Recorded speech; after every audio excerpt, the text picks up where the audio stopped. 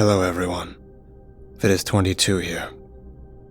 Today's story is written by the incredible C.B. Jones. If you find yourself swelling with powerful emotions throughout this video, then I highly suggest you check out his brand new book, dubbed Rules of the Road as well. I know from experience how hard it can be to get the word out about a new project or to raise interest in such a thing to anyone else. So if you feel so inclined, feel free to support this man through his publication journey. Link is in the description. Enjoy. I don't get out of the house much these days. I just don't feel like it. Whatever it is that makes you want to go out and about and be around other people, I guess I don't have it anymore. My mom, when I actually do answer her calls, says it sounds like depression, but I guess everybody has that these days. Certainly seems like it from what I can see online, and I spend a lot of time online. Of course, maybe that's just, selection bias? All of us depressives holed up in our rooms, plugging into places and realities far from our own. Anywhere is better than here, sharing with everyone else about how depressed we are, because why wouldn't we? But it's not like I even share anymore. My day-to-day existence has become a slow and steady quicksand of routine, a drudgery slowly smothering me. I've quit trying to break out of this cycle a long time ago. Working 40 to 50 hours as a convenience store clerk was the extent of my getting out of the house. It was nothing too taxing aside from standing all day, which I'd gotten used to. From there, I'd make the half-mile trek back to my cheap apartment, walking past various fast food establishments that would oftentimes provide my dinner. Down the alley with its meth heads on bikes digging through the dumpsters, me clutching my fast food bag or my pizza box, sometimes offering a slice or a taco, which they only took half the time because they were often far from hungry and only wanted cash. Up the stairs, past the smoking neighbors who never say hi or really acknowledge me, and it's there in the living room where I park on the couch and veg out to Netflix and eat until I'm well past uncomfortable. Lie back onto the wrapper and napkin-stuffed cushions, the tower of hot and ready boxes teetering on the armrest, stare at the ceiling until the discomfort passes, and I feel at least motivated enough to get myself up and over to my desktop, where I will away the hours until exhaustion takes me. Day in and day out, it's like this. Towards the end of each workday, dread takes hold. I get anxious at the thought of going back to that dark and empty apartment and all of the time I will have to kill. In the morning, the reverse is true. Paranoia overtakes me, and I fear what it will be like to show up at my job, that I will have forgotten how to interact with people, that people will stare at the awful waste of space I've become. Lately, I've considered looking into applying for some sort of disability. I mean, if it is depression, then I have an excuse, right? But most days it seems like my job is the only thing keeping me tethered to reality, and I fear that if I quit, I would completely lose what little grip of reality I still have. The prescription bottle full of antidepressants winks up at me daily from the bathroom counter. I'd tried once before, many times than that, even in my youth, but they don't take. In fact, they had the opposite effect, and almost sent me inpatient, so I'm scared of trying more, even though the doctor says that it can take a while to find the right meds. This lifestyle of mine has taken a toll on my body. My knees hurt during my shift. I've had to upsize my work shirts. There are calluses on my wrists and elbows from where I rest them on the desk, the mouse, the keyboard. I also think I might be developing a cyst on my butt from sitting so long. There's a tenderness back there, a swelling. What can I do about the pathetic state of my mental and physical health? I can only get more depressed whenever I think about it too long, how far I've slid. I avoid mirrors as much as possible and forget even stepping on a scale. I'm only getting worse. I don't even react to the videos I watch. It's like I've forgotten how. Instead, I just watch reaction videos, somebody reacting for me. And there's me staring blankly at it all, a reaction to the reaction. I don't tweet anymore, I don't Discord. All the message boards I used to hang out on have long since died. It used to be that I'd actually game, Now I don't even do that. I just watch others do it. Twitch streams and YouTube highlights, so many rabbit holes to get lost in. It doesn't even really matter the content. I think I'm largely just there for that fleeting human interaction, the feeling that I'm not totally and utterly alone. It's a night like any other. The meal of the day is a 1,500-calorie surplus from Taco Bell. I doom scroll through Twitter for a bit while I chew my food with only the ghost of a taste present. Before I even really know it, the food is consumed, only a few sips of Baja Blast remaining. My desk chair groans under the weight of my body, and I fire up my PC. I see if anybody is on Twitch because I prefer live streams when I can, because, yeah, I don't feel as alone when it's live.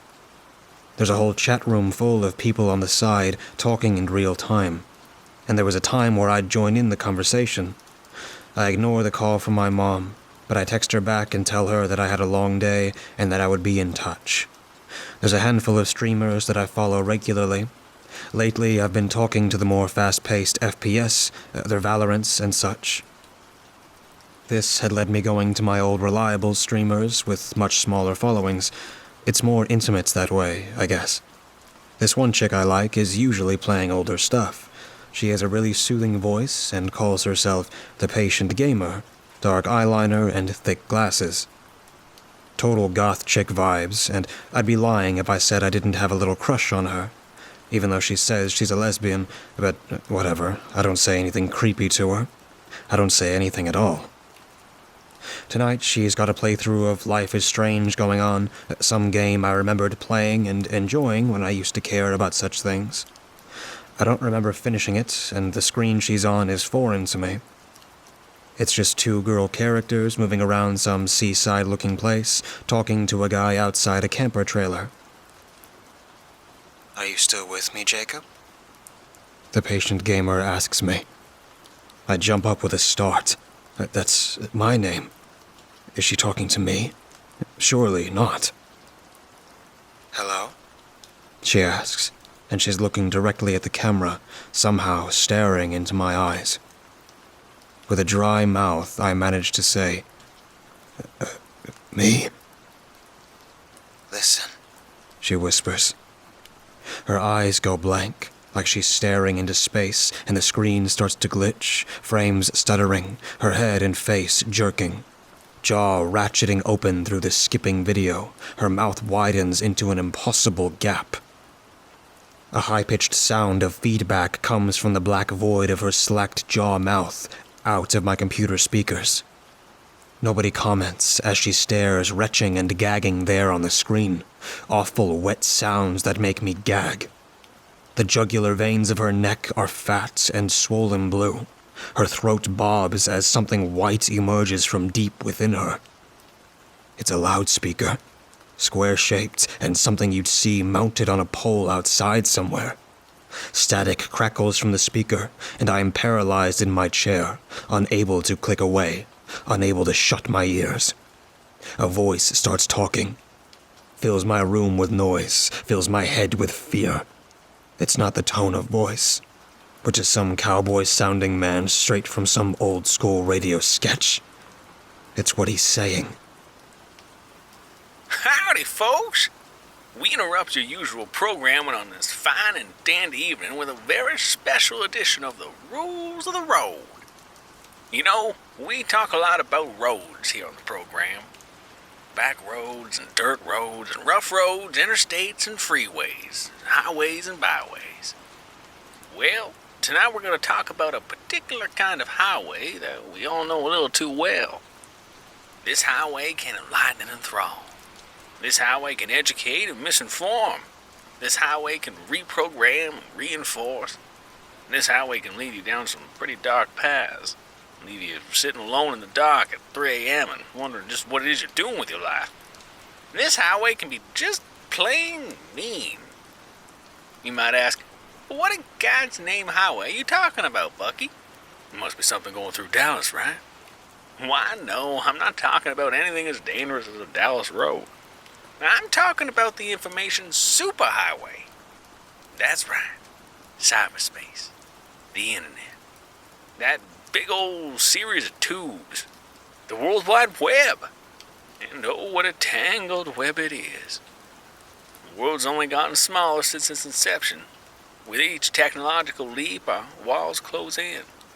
I bet you're finding less and less reason to leave the house these days. Got the world at your fingertips. Don't even have to have a face-to-face conversation with a single soul. And isn't it great? All that power, all that information, all the collective memory of recent history. I bet scrolling on that, you might get a taste of what it's like to be in my shoes. You wish. Compared to where I've been and what I've seen, the access I've been granted, the internet is little more than a few pages of a phone book. Maybe y'all should sign up for my service provider sometime. It sure is something. Anywho, on to tonight's Rule of the Road.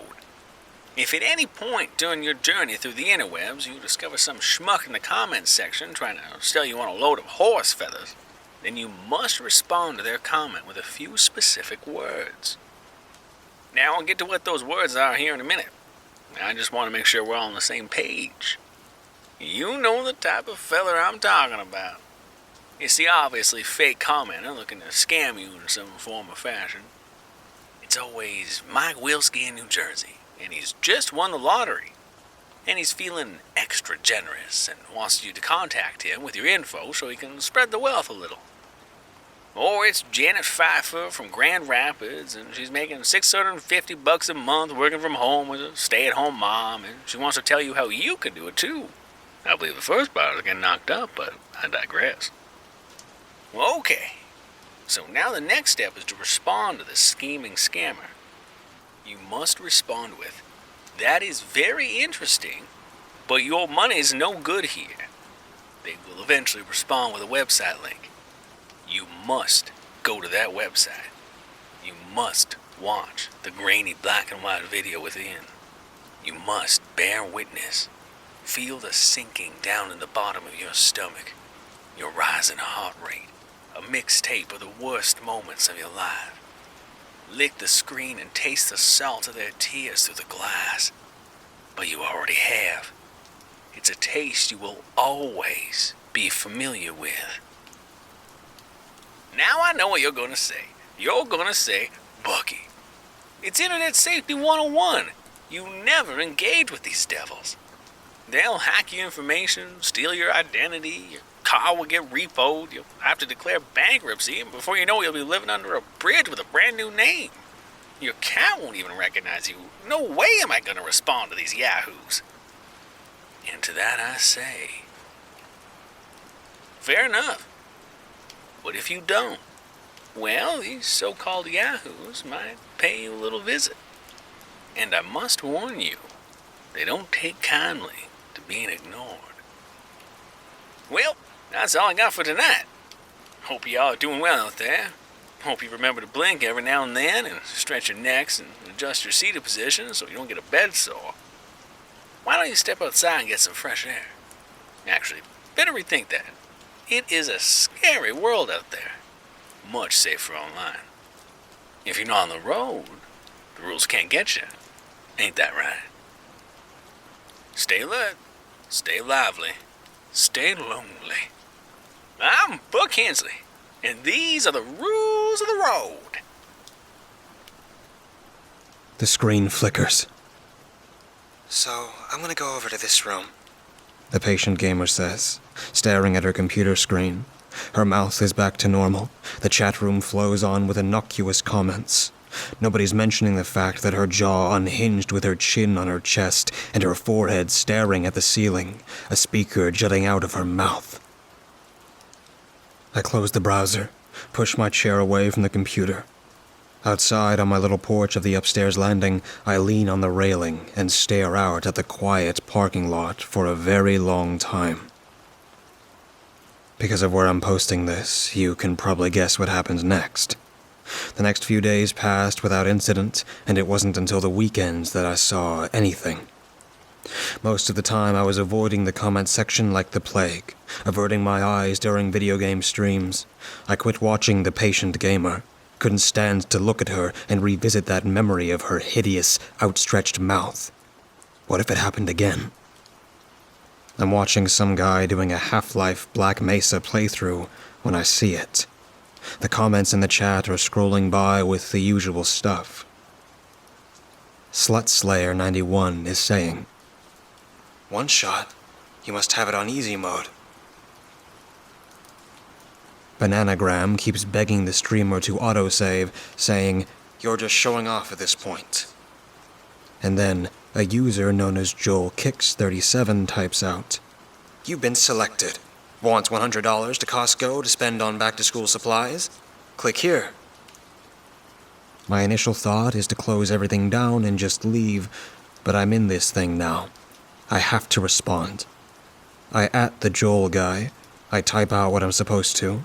I tell him it's all very interesting, but that his money is no good here. And JoelKicks37 responds to me with a winky face. He follows this up with a link to a website. It's some obscure jumble of letters and numbers, but it's a definite clickable hyperlink. The mouse is slick with sweat under my palms. I hover over the link, ready to click. "Click it," JoelKicks37 types out. And I do. A media player window fills my screen. There's a big triangle at the center, the universal signal for play. Snowy static swarms over my computer monitor. My living room is filled with the flickering, dreamy analog glow of a cathode television on a defunct channel. Then the images start to play. Impossible images. Nobody ever had a camera with them when these things happened, but it's like they did.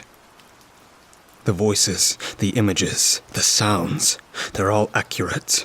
The phantom cameraman whipping the camera's eye around, getting up close and personal with anyone and everyone. A highlight reel of the worst moments of my life.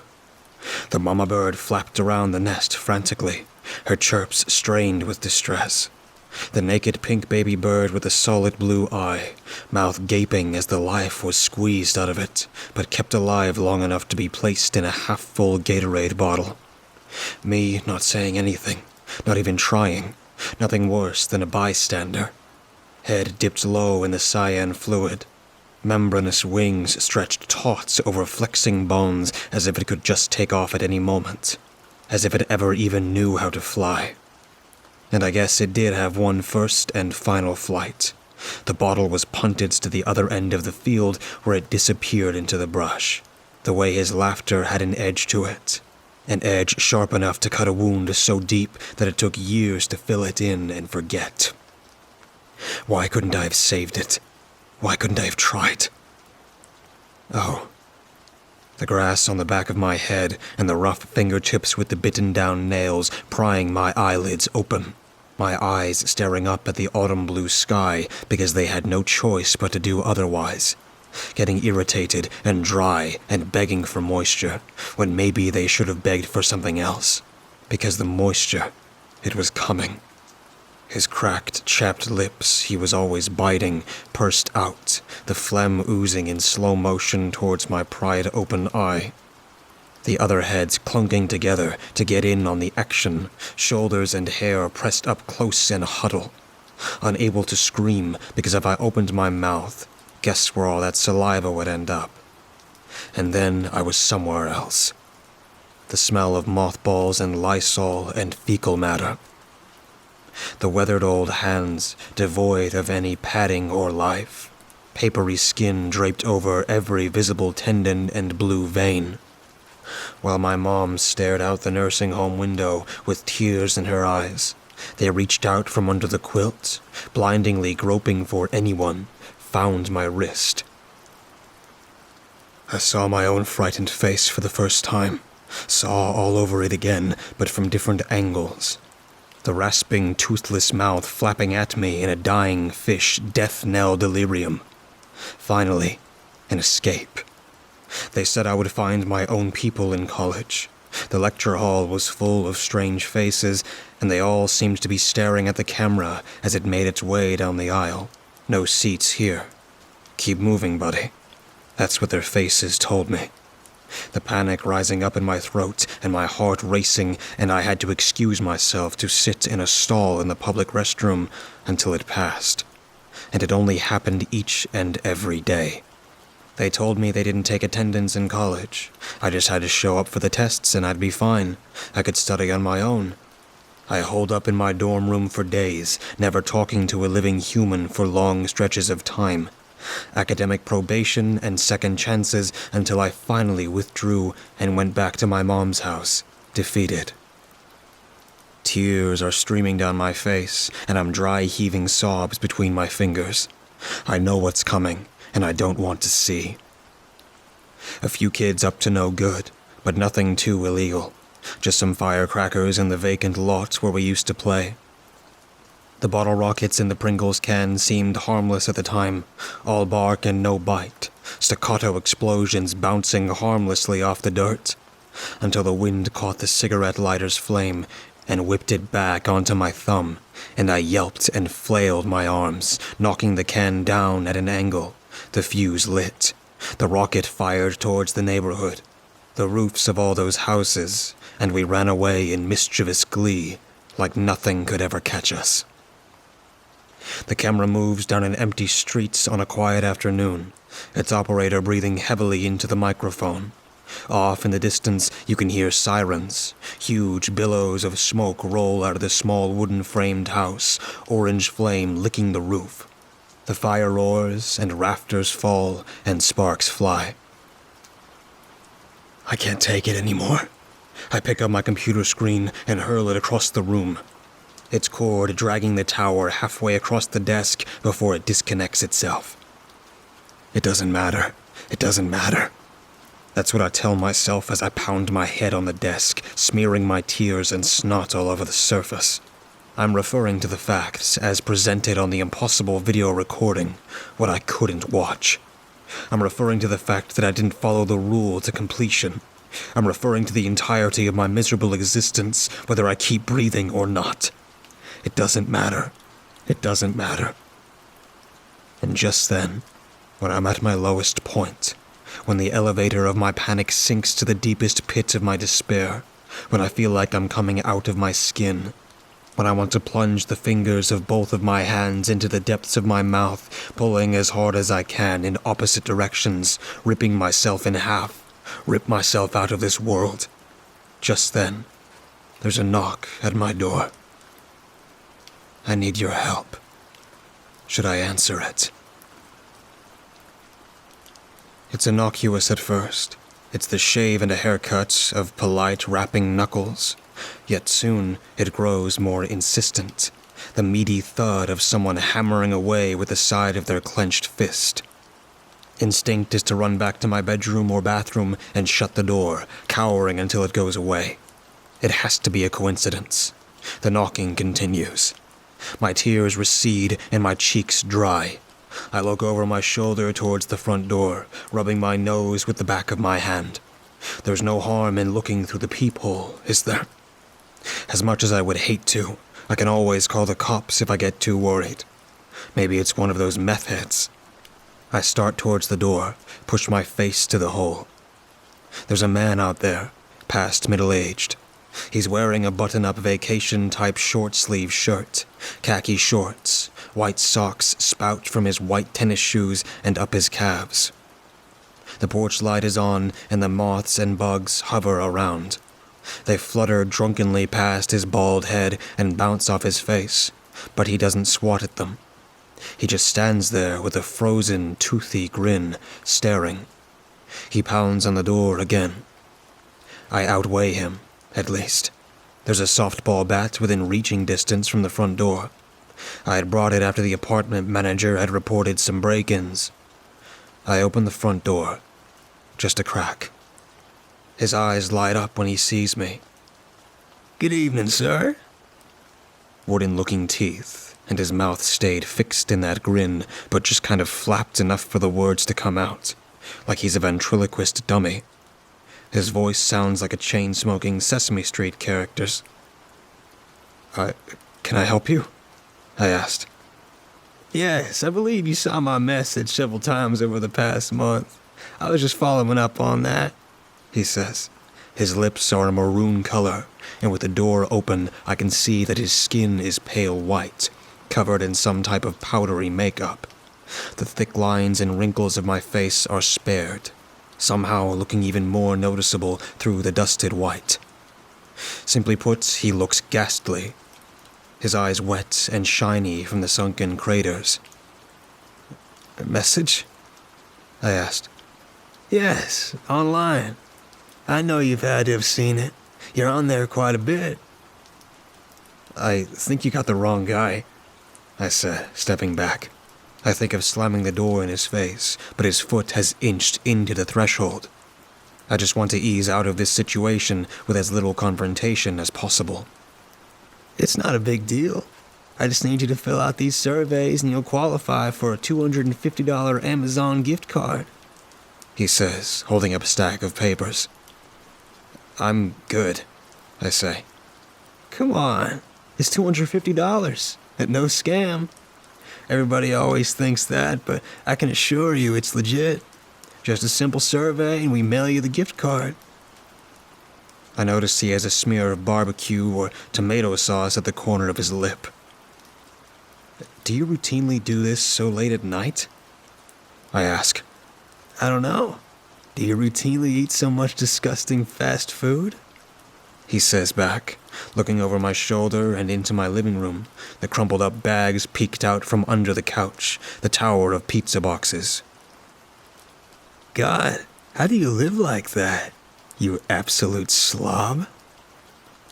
His voice drops an octave at the last words. For the first time in our conversation, he is no longer smiling. His eyebrows have dropped down. He glares. I'm scared all over again. I want him gone.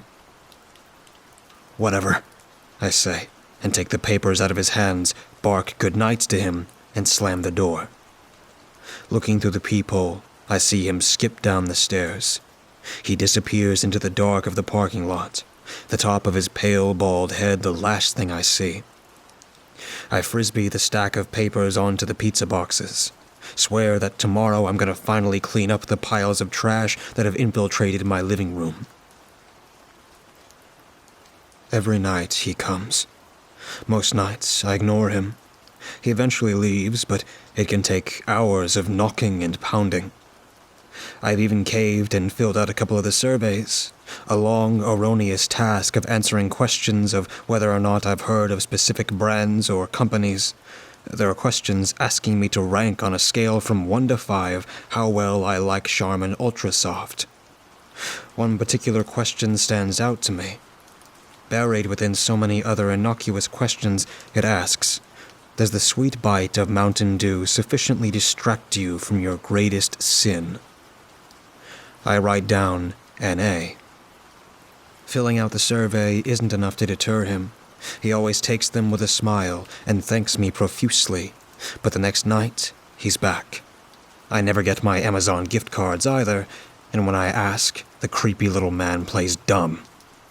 He doesn't get any less creepy no matter how many times he shows up. Still has that same wooden smile. Still looks like his head had been dredged in flour. In fact, he actually is starting to look even more ghoulish with each visit. The lines in his face deeper, his eyes more sunken, lips wetter. I tell the property manager about the strange visitor, and he simply shrugs. Nobody else has reported him. He's not harming the property, is he? Look, if you want, I can put up some no soliciting signs, or you can make your own. Tape it to your door.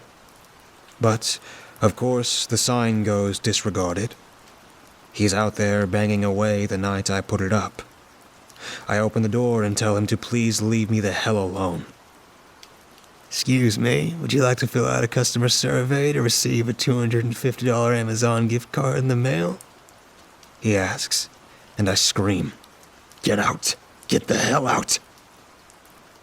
No reaction, not even a blink. A trace of drool oozes out of the corner of his mouth, and it's thick and viscous and hangs in the air forever like it's made of glue. Fine, I scream. Give me your survey. I've got a lighter this time, and I laugh maniacally as I burn it up right there on the porch.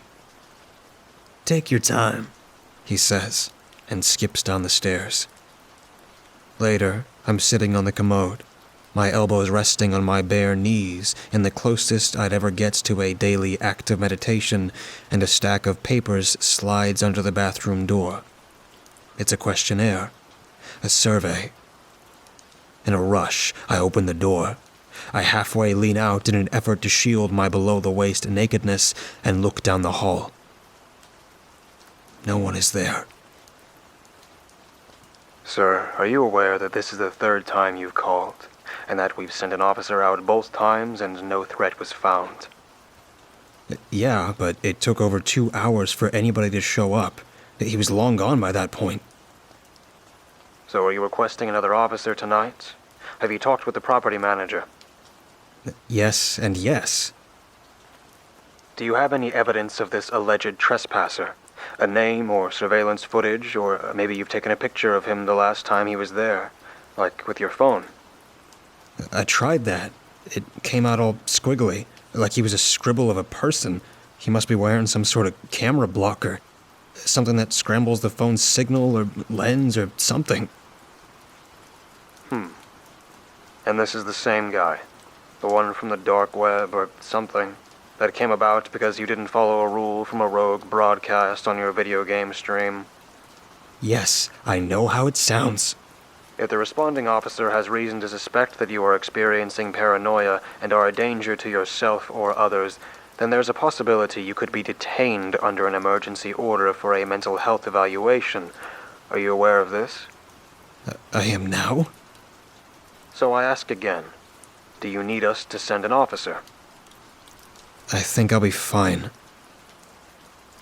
Okay then. Call us if you need us. Good night. It's gotten to where I'm scared of closed doors.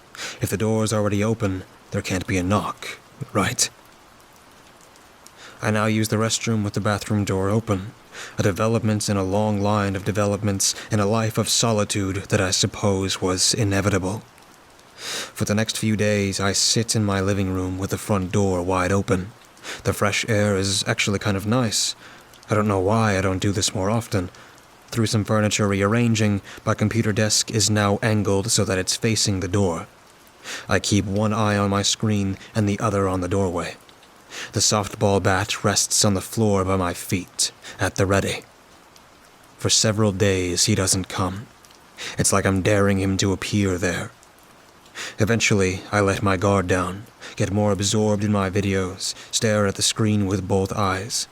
There's a flicker of movement in my periphery. He stands at the threshold, smiling, papers clutched in his hand. Evening, he says in that awful voice. Get the hell out, I yell, pointing the softball at him like I'm Babe Ruth calling my shot. Can I interest you in an Amazon gift card for the simple task of filling out an easy survey? He continues, unfazed. I'm standing up, crossing the living room. Or perhaps he'd like some hell of a deal on some insurance. You know she wished she had that when the polyester nightgown melted to her skin. You should have seen the way it bubbled and merged with her thigh, the way it peeled off. The softball bat clangs off his bald dome, and he doesn't even raise his arms in a defensive posture. Just lets it come. He's a puppet. He's not real. We're all puppets. And he sinks down to the landing of my balcony porch, the blows still striking his head and neck and shoulders. But you should let me finish, he tries to say through busted lips, broken teeth, but I keep swinging, blinded by an intense fury, the front of his head crumpling in. The aluminum bat rings off concrete, vibrates my arms. It's just me out on the porch, swinging away at empty ground. My neighbors lean out on the balcony railing, looking over at me with strange looks on their faces.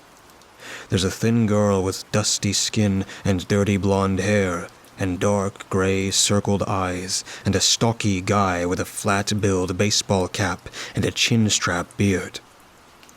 You alright, bro? The guy asks. I look around frantically. He was just right here. There's no trace of him. Not even a drop of blood. Damn, it must have been a hell of a spider. I live and let live with those guys, but you do you. They help with the roaches, you know. I know what it has to be. I've reached a tipping point with my mental health. Can't be sure of anything. All that self-isolation at home and minimal human interaction, it's finally driven me insane. It must be some sort of derealization disorder, and now I'm finally hallucinating things. People from the internet. People from the internet are all I ever know about. Only natural that they'd start to manifest. Maybe I do need to be taken in. I haven't gone into work in 6 days. I've simply no-call, no-showed, and I've had 17 missed calls from them and 21 missed texts. The only allowance I've made myself is that I've responded to just enough texts from my mom so that she doesn't contact the police for a wellness check on me. If I were to hear them knock on the door and respond in all the ways I have to my current knocking tormentors, the outcome would likely be disastrous. But it doesn't matter, because he's quit knocking on the front door ever since the softball incident. From a bedroom window, he raps on the glass, that grinning face in the dark. His voice calls to me from the air vents. Soon, it's not just him. Soon, the others start to come too. Boo. A dry, raspy voice whispers from the drain in my kitchen. I lean my head closer. Boo. The whispering continues. Boost your credit score with these 6 simple tricks. Just write your social security number on a receipt. Slide it down the drain. I poke a chopstick down the drain and meet a spongy resistance, something that pushes back. The chopstick clatters in the sink as I jump back like I've touched a hot stove. One knock on the door is a guy in a tailored suit. It's late when he comes, and his sunglasses are darker than the dead night around us. It doesn't matter that he's wearing sunglasses at night, like that old song. It doesn't matter because I'm willing to bet there's nothing behind those shades.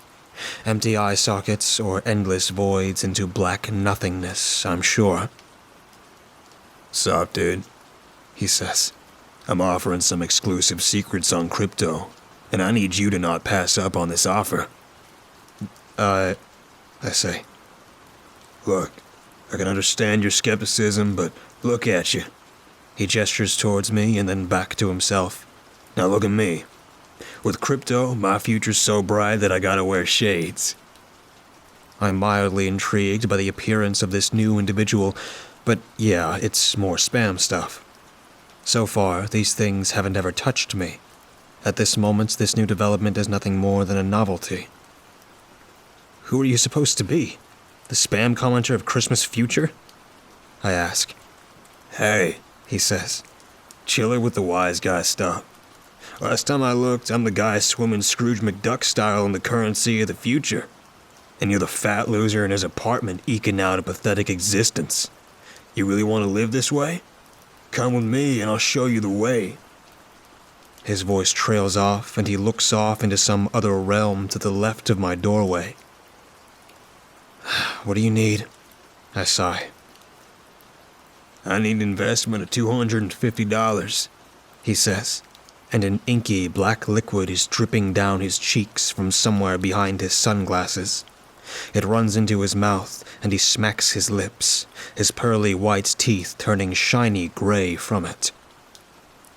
You need real money to invest in our fake money, I ask. It's all fake money, He says, and black liquids drip off his chin without him noticing. His fashy haircut is swooped back into an impossible tower on his head, and I think I see something peeking out from that mass of golden hair. A beak or a spider leg. Well, I'm out of a job. I'm gonna need all the fake money I can get. Where we're going, we don't need jobs. Isn't that what you want? All the time in the world to mess around on the internet? All that time for escape? Has it worked for you yet? Has what worked? What you're currently doing to get away from yourself. I can offer you true escape. Escape from that little secret of yours, the awful person you become. With enough money, you can rebuild yourself into someone that doesn't feel sorry for themselves. Just let me in, and we'll get this thing going." "I'm not ready yet," I said. "Think about it," he says, and slides his middle finger under his sunglasses, pulls something out, and hands it to me. It's a business card. All that's on it are a few words in languages and symbols I've never seen. He flashes deuces at me, gives me a nod, saunters off down the steps and into the night. They are relentless. The spam ghosts leave notes scattered around my house. They write their offers in the dust and grime of my kitchen countertops and furniture. There's files that appear from nowhere with promises of supplements that can make my dick bigger and increase my stamina. From my fridge, a muffled feminine voice tells me that hot and horny singles are in my area. Open the door and a lingerie-clad woman, folded in on herself and shivering, topples out. She can't be taller than 4'2", and she flops around on the floor like a fish, stares at me with glassy eyes, flapping her mouth and making this popping noise with her lips. I scream and stagger backwards out of the room. She's gone in an instant, like she was never even there. Maybe she wasn't. There was the man in the mechanic's coveralls with the expressionless face and glazed-over plastic eyes of a crash test dummy who warns me of my vehicle's expired warranty, who said that it could be fixed if I only gave him a vial of my blood. The rusty needle entered my vein and my blood swirled into a green cylinder. How could I forget the 50s housewife with a blood-spattered apron and a butcher knife, and a black eye who said that it didn't matter that I no longer had my convenience store job, that I could make $3,000 a month from home if I signed up for her nifty calling service. I slammed the door when she handed me a corded phone with a voice on it that hissed at me that killing myself would never be enough. What about the man in nothing but yellowed briefs who offered a cure for all the pain in the world? He was covered in sores and said he'd never been healthy. Said I only had to drink from the brown bottle he had wrapped in a brown paper bag. He told me that doctors hated him because of this knowledge and how he was cutting into their bottom line. Told me this as he picked a scab from his cheek and spit a broken tooth out into my apartment. And there were the voices. Oh, there were the voices. They bounced around my apartment and into my ears and brain. Whispers and conversational volumes and angry shouts. You are worthless and you deserve this, and many people in much worse situations than yours have picked themselves up and dusted themselves off just fine. Never in the history of man has someone done so little with so much, and it's because you're worthless. Boo-hoo, you were bullied. Should have used the fighting tips contained in my pamphlet. How to be a confident alpha male. Maybe it's not too late. Just tuck 3 easy payments of $19.99 in the rotten tree stump in the vacant lots behind the apartment complex. You say you're shy and anxious around people. Sack up.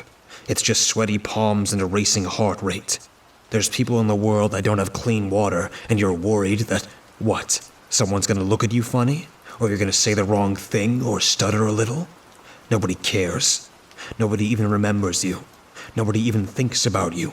Better yet, why don't you just stay in your apartment because you should be tucked away where nobody can see your disgusting self? Because nobody's even going to miss you either way. Jesus Christ, take a walk for God's sake. Download my podcast and learn how to not be such a loser. I yelled back to the voices, and it shut them up for a while. I covered my bedroom windows with tinfoil. No faces could peer at me through the glass. Ditto for the bathroom mirror. I put salt around every doorway and threshold and finger paint crucifixes with ketchup packets all over the walls of my apartment. Cotton balls stuffed into my ears and wrapping my arms around my knees and rocking back and forth in the corner of my room with my overturned mattress as a barricade. They'll never find me here. Peace at last. Famous last words. With my face buried into the dirty carpet, I try to smother the moans and cries of my overwhelming pain. My throat is dry and ragged from begging for the sweet release of it all. Why don't I just leave? Just walk out the door? Get some help? I don't know. I've asked myself the same question, and I can't come up with a good answer. I think it's because maybe I deserve this. I think it's because it all feels like a dream, a nightmare. Yeah, but something that I just have to let pass. Some force keeps me from getting up and walking outside my front door and into the sunlight. It's not like this is an alien sensation. I've felt it time and time again, even when I was back working, on my days off when I stayed in bed all day and could not will myself to get up. With each day, I have less and less energy. I'm one step further from reality. I'm a few frozen burritos and a couple packets of ramen from having to leave my apartment. But I can't go outside. That's where they are. In my apartments, I suffer. I suffocate in the silence and solitude. I suffuse into the carpet, unable to get up from the floor for hours. My stomach hurts, my body hurts, my head hurts, my skin hurts. Text my mom. I need some space right now. Getting help soon. Can't let her see me like this. Can't let her know. Can't be a burden. I let my cell phone die and don't get up to charge it because I don't get up at all. Not since I chewed up half the bottle of antidepressants from my bathroom, passed out, and woke up in a pool of vomit. Hair is a greasy, matted mess. Grown long from the 4-guard clipper trim that I usually do over the bathtub, the haircuts I haven't given myself in weeks. My clothes have to reek, but I wouldn't know as I've long gone smell blind to the stench of the apartment and my filthy body. I've pissed my pants no less than 3 times. Only one of those was out of laziness. The rest was out of fear. Mice dash in and out of the detritus of Chinese takeout and pizza boxes. The last pizza I've ordered has sat on the porch for days, trampled by my frequent solicitors. Fine, I'll call 911. Tell them what's going on. I don't care if they come to take me away. Lock me up in an institute. I'm locked up here as it is. But yeah, the phone is dead, and I can neither find the knowledge or energy to figure out how to get it charged. Footsteps walk around me. They pay me no mind. Maybe they know their work here is done. Maybe they know that I'm too pitiful to even bother with. When you're so low, even the ghosts feel sorry for you. It sounds like a country song, I think, and I chuckle out loud. That chuckle is the tiny snowball that sets off an avalanche of hysterical laughter. My face doesn't know what to do with this foreign smile spreading across my cheeks. My ears can't register the sound of joyous laughter. I realize I'm alive. I'm alive. And if I'm still alive, there's still a chance. I'm rising off from this filthy floor, up from this downward spiral, up from this bottomless pit. I'm on my hands and knees, about to push myself to my feet, and that's when I hear it coming down the wall. A high-pitched whine. The squeaky wheel from the little one-handled dolly that a green oxygen tank rides in behind her. The ashy vision of her emerges from the shadows. A cherry ember glowing in the region of her face. A blast of cigarette smoke envelops me, and I'm back down on the ground, gagging and coughing. It's like all of the smoke of a packed casino has filled the space of my apartment. The whine grows louder, and she stands over me as I curl into a fetal position. I'm sorry, I beg. I'm too dehydrated for tears. Charcoaled face leering into mine, plastic oxygen tubes snaked from her nose over the blackened, bubbled half of her face, cigarette dangling from the burnt marshmallow lips. She gets closer and closer. She doesn't say a word, just shoves me down with her non-burned hand with surprising ease, starts to push the cherry of the cigarette towards my face, stubs it out of my cheek. I'm swiping and spasming, screaming in cries that grow higher and higher pitched. You don't have to fight anymore, she says in a deep smoker's voice. Kathleen Turner gargling razor blades. But then, in the voice of an angel, she says, "It doesn't have to hurt anymore." Every nerve ending of my skin tingles with a pleasant sensation, divine goosebumps. "The end is beautiful," she says, the voice of an angel juxtaposed with the face of pure death. Suddenly, I feel at peace. "Okay," I say, and she reaches behind her and lifts the green oxygen canister above her head. It doesn't take a rocket surgeon to figure out my impending fate. My head and face smashed with the oxygen tank until nothing is left but a bloody mess. I take a deep breath. The tank begins its rapid descent. I think of my mom. No note, no texts, no nothing. They interviewed a bunch of survivors that jumped off the Golden Gate Bridge, and a common denominator among them was that during the plummet to the water below, they all started to feel regret. This had all been a terrible mistake, they realized, and they would stop it if they could. But they couldn't. I'm not falling. I'm not a slave to the inevitability of gravity. I can crawl back through the air and back to the bridge. It'll be like I never even jumped. I roll to my left, and the oxygen tank slams on the carpet right beside my head. I'm squirming toward my front door, not even looking back. Behind me, she howls with rage. Blustery clouds of cigarette smoke fill the apartments, whipping around in a gale-force wind, a nicotine-stained tornado. And I'm on my knees, and I'm on my feet, and I feel the oxygen tank pound into my hip as I struggle with the door. Scorched skeletal fingers tear at my shirt, and I burst out into the night. I'm on my porch, panting and catching my breath, staggering, stumbling, tripping, falling, rolling down the first set of stairs and onto the landing. I don't even look back. In the parking lot, someone or something clatters over by the dumpsters. A skinny guy with a bike is over there. He's watching me. Hey, yo, you alright? The hell? It looks like you've seen a ghost. I'm good, I say. My legs feel weak as I take a few steps towards him. He seems normal, and it's not like I'm going to go back to my apartment at the moment. I walk over to him. He's got a little trailer attached to his bike.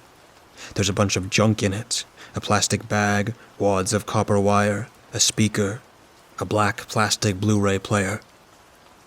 What are you doing? I asked. Just scavenging. What'd I do? He says, nodding to the pole behind. Find anything good? Hit or miss tonight, he says. Garbage day's tomorrow. Trying to find some treasures. Look, man, this is gonna sound weird, but do you have a home? Why? You offering up a place? No, I'm just wondering if it's cool if I hang out here for a bit. I could help you or something. Old lady kick you out? He asks with a smile. He's missing one of his upper canines, a black gap in his grin. Something like that. I'm not going back in there, I say, gesturing at my apartment. Guys like you, and you got some place to go? He sizes up my appearance, lets me adjust under the streetlight. Oh, you're looking rough. Yeah, you can hang out. We make our way around the apartment complex, stopping off at dumpsters. The next few are busts, nothing of value or interest. He doesn't ask many questions while he works, too focused on the task at hand. His name is Bobby, and he says he's been living this way for a few years now. After this, I follow him a couple blocks down the alley to a vacant lot behind an auto repair shop. At the back of the lot and next to the fence is tall grass surrounding a scraggly tree. A blue tarp hangs from a branch, forming a makeshift tent. You sure you don't got nowhere to go? Bobby asks again. I realize that my phone and wallet are back in my apartment. Not going back there tonight, I really don't have anywhere to go. Old lady said she'd call the cops, I said. All right then, He says. He lies on a spread-out sleeping bag behind the tarp. I recline on a flattened patch of grass with a dirty sweatshirt as a pillow. It's the soundest sleep I can ever remember. Mind turns completely off as soon as my eyelids close. No dreams, and I awaken to bright sunlight and the roar of a lawnmower in the distance. If there's no home or no apartment or no primary domicile, then there's nothing to haunt, right? It's places that get haunted, not people. Or so this is what I've come to believe. I finally did what you guys have been trying to get me to do. What maybe the spam ghosts have also been suggesting. I left.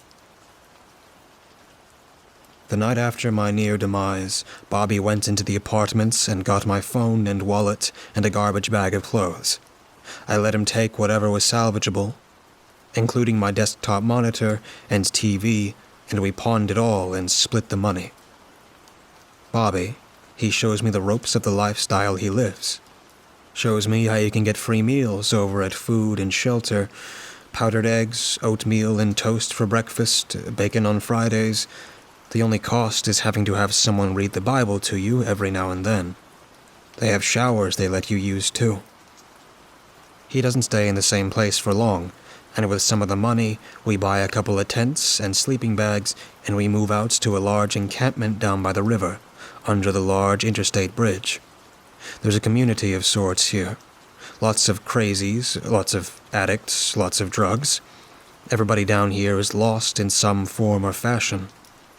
I fit right in. Bobby, he tells me he's clean. I even attended an NA meeting with him one time, but I guess at the river he gets triggered, and I see him duck off and hit a glass pipe on more than one occasion. He starts acting differently, always messing with his scavenged junk. He takes apart worthless electronics and puts them back together again, his hands tweaking the whole time. Soon he disappears, and I don't see him for a long time. There's music at night, and campfires, and sometimes somebody is grilling something, and sometimes they share. Sometimes there's a case of beer for everyone to partake in. The hardcore people have their own hoarded jugs. This guy, Mudcat, who stays a while, he catches several behemoth catfish with his bare hands. I'm talking the size of border collies. He hoists them over his shoulder, and that evening we have fish. It tastes like dirt. All this walking around and different eating, I start to lose weight. Have to get some new clothes from the Salvation Army. I tell my mom I'm on a new diet and exercise program and that I'm getting good results. Later, a hippie-ish guy in a van shows up at the encampment, and he takes me to a rock climbing gym, shows me the ropes, literally. His name is Tom, and he's in the area visiting a relative on hospice. Says he's rolling out soon to a place with real elevation, real rocks to climb. Says he needs a belay partner. I tell him I'll think on it and get back to him. They were just lulling you into a false sense of security.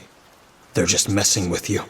This whole time, it was just so that you would get a taste of what you would miss. They know. They know what they're doing. What's the fun in killing a depressive? Too easy. You're giving them what they want. No, that's not it. All that's behind you. It's just someone from the camp here up stealing your wallet, rifling through your stuff. These are the thoughts that run through my mind when I see the shadow looming outside my tent. Somehow the mere presence of it awakens me. Or, more disturbing, it's been standing out there for a very long time, waiting for me to stir. How does one knock on a tent? I don't know. but a wooden knocking sound emanates from the zippered entrance. Hello, it's me again. I know you're in there. How could I forget this voice? I don't say anything. Open this tent or I'll burn it right up, The voice says with a mean-spirited laugh. Okay, I say, making my way toward the flap. From my low vantage point, I'm greeted by the thick white tennis shoes, the socks hiked up blue veiny legs. I crawl out and stand up. It's the first visitor, the guy whose face I smashed with a softball bat.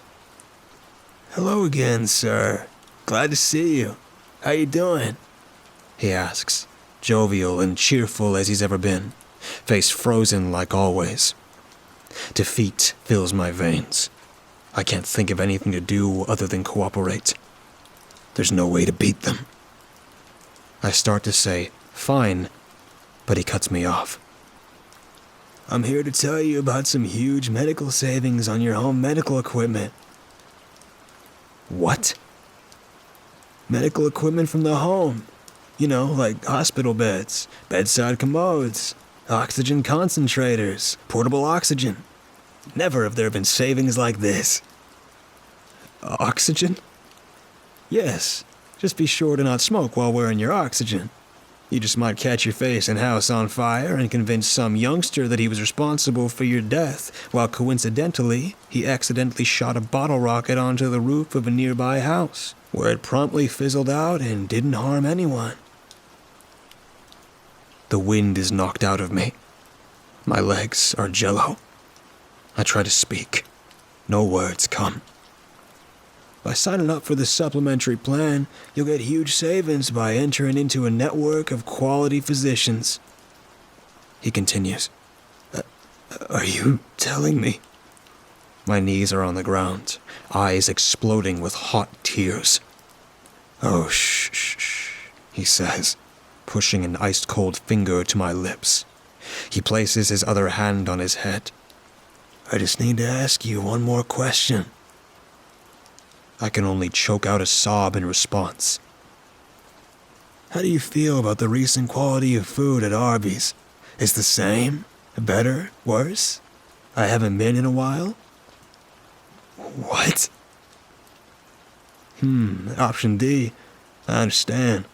Thank you for your time, he says with a bow and tromps off into the night. So, this is Colorado, I say, more of a declaration than a question. It hasn't been that long since we've passed the state line coming out of Kansas. Through the windshield, I-70 stretches across a slightly crumpled flatness. The sun is blinding, setting in the west. I can't see the mountains. Yep, Tom says. I figured the Rocky Mountains would be a little rockier than this, I say. But Tom, he doesn't catch my reference, doesn't take the assist, only responds.